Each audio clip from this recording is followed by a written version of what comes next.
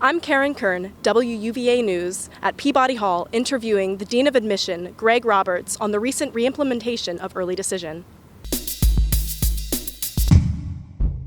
According to Dean Roberts, since last year, the university had been considering bringing back early decision, a binding plan unlike early action and regular decision, as part of the admissions process. Can you just explain the reasoning behind bringing back early decision after its elimination in 2006? Yeah, the university decided to re-examine early decision about a year ago, and we spoke with high school counselors, students, prospective students, but our own students as well. We have an early action plan that's been in existence for a while, and regular decision. Early decision will be a third option.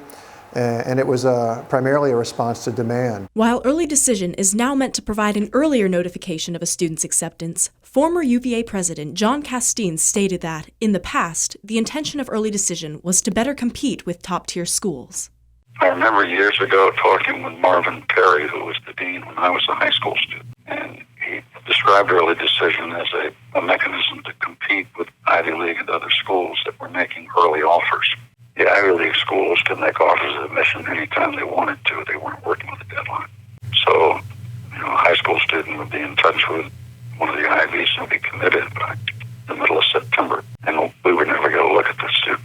However, in 2006, early decision was eliminated from UVA's admission process under President Casteen because of concerns that the proportions of students accepted under early decision were too large. Led the dean to believe that he was essentially committing too much of the class too early. And he wanted to save the broader competition that you have later in the spring.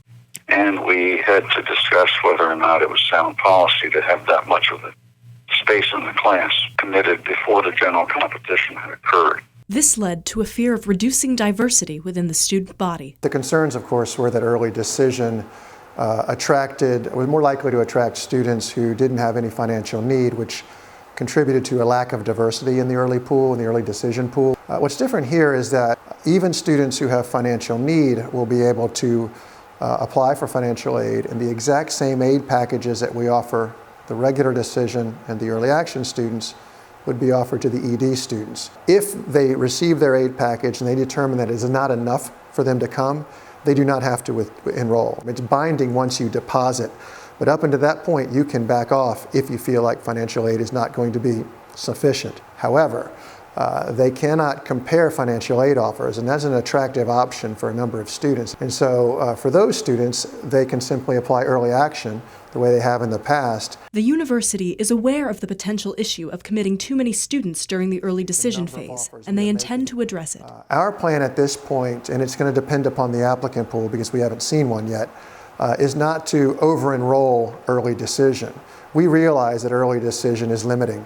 We want to ensure that all three plans are reviewed exactly in the same manner and that we are not overcompensating with an early decision pool. So for example, we might set a cap for early decision at a third of the class, given the fact that there are three different pools. That might sound logical. We have no intention of having an offer rate for early decision that is light years ahead of the offer rate for the other pools, because again, that would favor a population that can afford to apply early decision.